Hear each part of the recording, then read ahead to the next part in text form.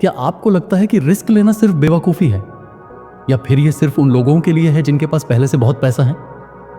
सोचिए, अगर Elon Musk ने स्पेसएक्स में रिस्क ना लिया होता, अगर स्टीव जॉब्स ने एप्पल के फ्यूचर पर बेट ना लगाया होता, तो क्या आज ये कंपनीज एग्जिस्ट करती?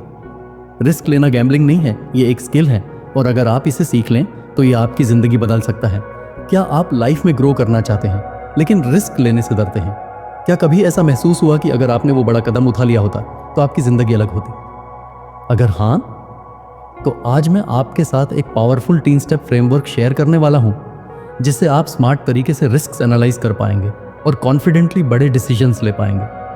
क्या आपको पता है कि दुनिया के सबसे अमीर लोग कभी ना कभी अपनी पूरी दौलत रिस्क पर लगा चुके हैं? इलॉन मस्क ने अपनी पूरी सेविंग्स टेस्ला और स्पेसएक्स में इन्वेस्ट कर दी थी और वो ऑलमोस्ट बैंकरप्ट हो गए थे। जेफ बेजोस ने अमेजॉन प्राइम लॉन्च करने से पहले छोटे एक्सपेरिमेंट्स किए थे ताकि रिस्क मिनिमाइज हो सके।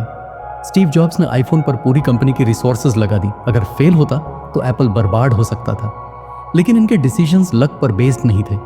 ये कैलकुलेटेड, वेल प्लान्ड और स्ट्रेटेजिक रिस्क्स थे।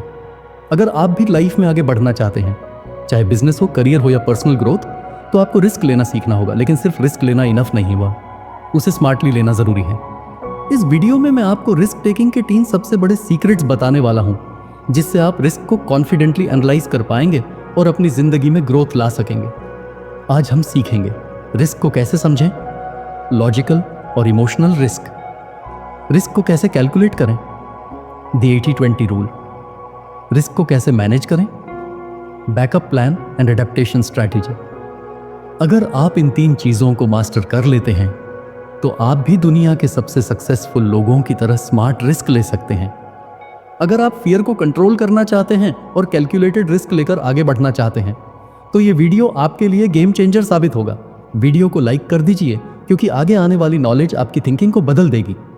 स्टेप 1, रिस्क को समझो, इमोशनल और लॉजिकल रिस्क। सबसे बड़ी गलती जो लोग करते हैं वो रिस्क को इमोशंस के साथ लेते हैं, लॉजिक से नहीं। मान लीजिए आपने अपनी जॉब छोड़कर बिजनेस करने का सोचा बिना किसी प्लानिंग के, ये एक इमोशनल रिस्क होगा। लेकिन अगर आप पहले मार्केट रिसर्च करें, स्किल्स डेवलप करें और फाइनेंशियल बैकअप रखें तो ये लॉजिकल रिस्क बन जाएगा। इमोशनल रिस्क आपको फेल करा सकता है, लेकिन लॉजिकल रिस्क आपको सक्सेस दिला सकता है। स्टेप 2, रिस्क को कैलकुलेट करो, द 80-20 रूल। सक्सेसफुल लोग आसानी से इंफॉर्मेशन गैदर करते हैं और गुड फीलिंग पर ट्रस्ट करते हैं।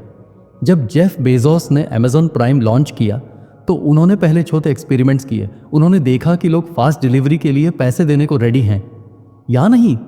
अगर आप बिजनेस स्टार्ट करना चाहते हैं तो पहले स्मॉल इन्वेस्टमेंट से टेस्ट कीजिए। अगर आप स्टॉक मार्केट में इन्वेस्ट करना चाहते हैं तो पहले रिसर्च कीजिए और धीरे धीरे इन्वेस्टमेंट कीजिए। रिस्क लेना गलत नहीं है, बिना रिसर्च के रिस्क लेना गलत है। स्टेप 3, रिस्क को मैनेज करो, plan for failure and adaptation.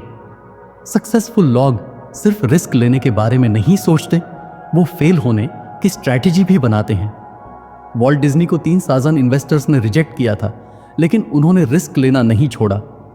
आज उनकी कंपनी बिलियंस में कमा रही है। अगर आप जॉब छोड़कर स्टार्टअप शुरू कर रहे हैं तो पहले फाइनेंशियल बैकअप रखें। अगर आप कोई बड़ा इन्वेस्टमेंट करने वाले हैं तो पहले एक बैकअप प्लान तैयार करें। फेल होना बुरा नहीं है, बिना किसी प्लान के फेल होना बुरा है।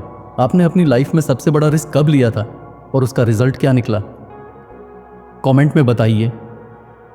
स्मार्ट रिस्क टेकिंग एक स्किल है और अगर आप इसे सीख गए तो कोई भी फेलियर आपको रोक नहीं सकता।